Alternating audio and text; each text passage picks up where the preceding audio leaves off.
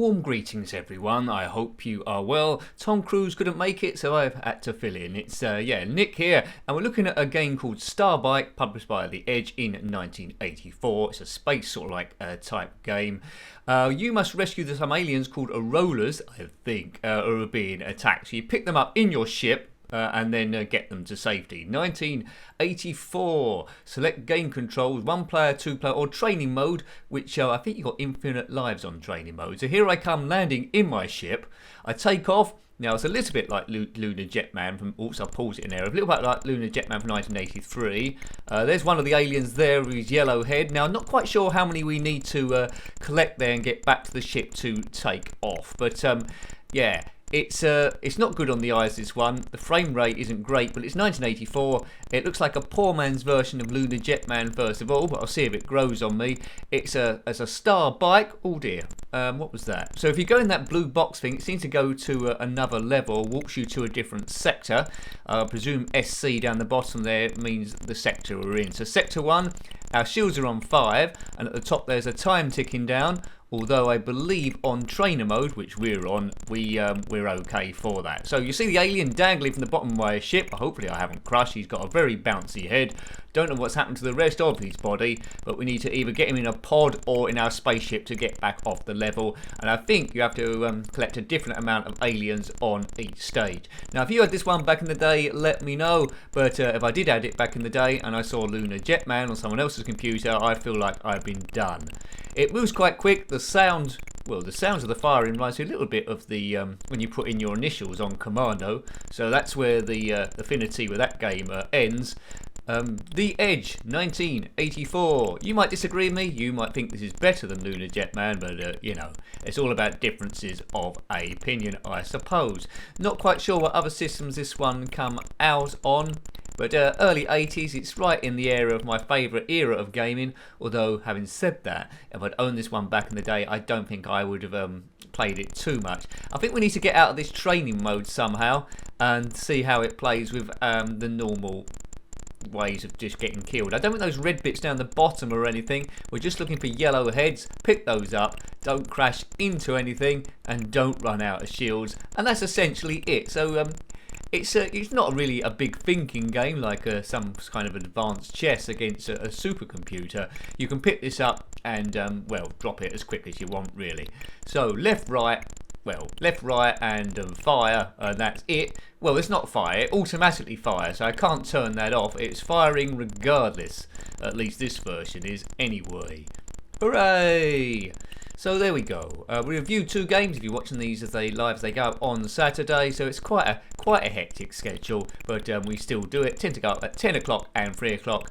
You might be watching this years after the event, so hello to you.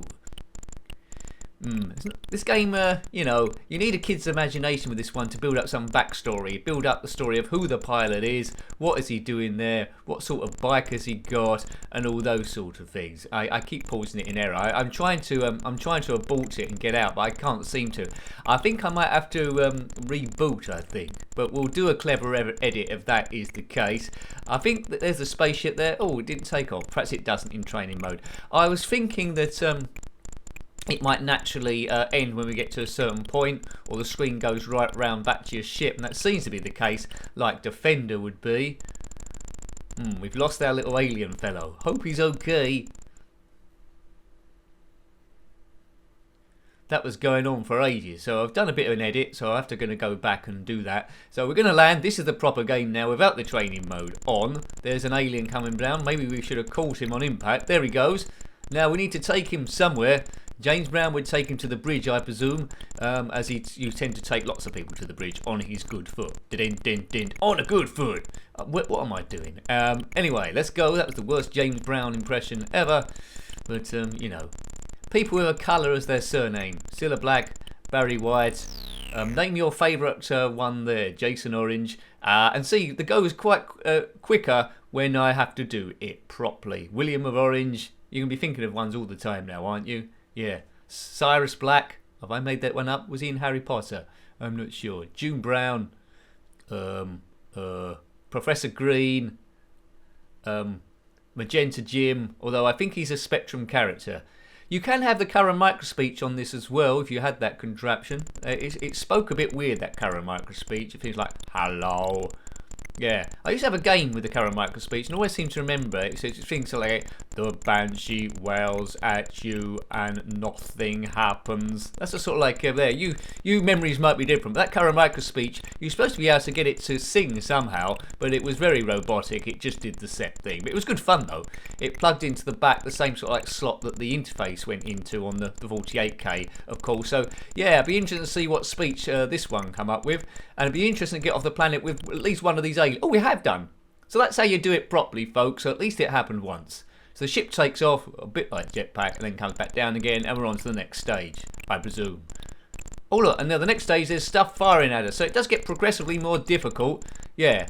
Oh good, I'm glad this has happened then. So, in terms of the review, it's a success, and every time you rescue an alien and get back in your ship to escape, it gets a bit more difficult. I do know a poke for infinite lives, but we don't think we need to do that. We'll just fly around now like a nincompoop in a big sort of like space bike. Starbike, it's a good name, but it's just not an overly... It's basic, isn't it, really? It does what it says on the tin. Got a good font, a nice use of colours with the font, magenta, white, green and red. And what more can you ask for? Written by Paul Curtis, it says here. Code equals 42. Not quite sure what that is, but write it down anyway, just in case. 1 or 2 players. If you go into 2 players, then it's turn-based. So there we go. Did I put it in training mode without realising? I can't remember. Right, so we know what to do now. This isn't going to be a complete walkthrough. It's all about, would you have gone back to it back in the day? Oops, game over. Would you have gone back to it in the day if you bought it as a present, all that sort of stuff? I think once in a blue moon I might have gone back, but it wouldn't have been a regular thing, especially if I had other things in the bag from Ultimate. It looks like it's trying to be an Ultimate game, but doesn't really make it to the stable because it's not written by Ultimate. But it's got elements there, the things that are firing across. It's 1 year after Lunar Jetman, so you know it's quite easy to draw the conclusion, whether that's true or not, that you know they're trying to cash in on that game's success. But all games influence something else, and that is good graphics on the radar dish, although you can't blow that up, so that is quite nice to see. As I say, it's all about the extra bits that might trigger a kid's imagination.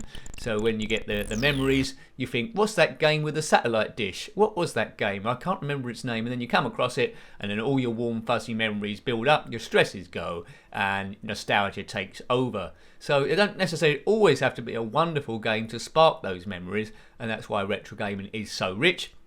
And our memories of them are so different as well, depending if you own them or not. Now, quite a lot of these games I didn't play back in the day, so I'm looking at them a bit of a retrospective feel. So I'm trying to put myself in a position, well, he's paused it again, which I would have been as a kid, which isn't always easy.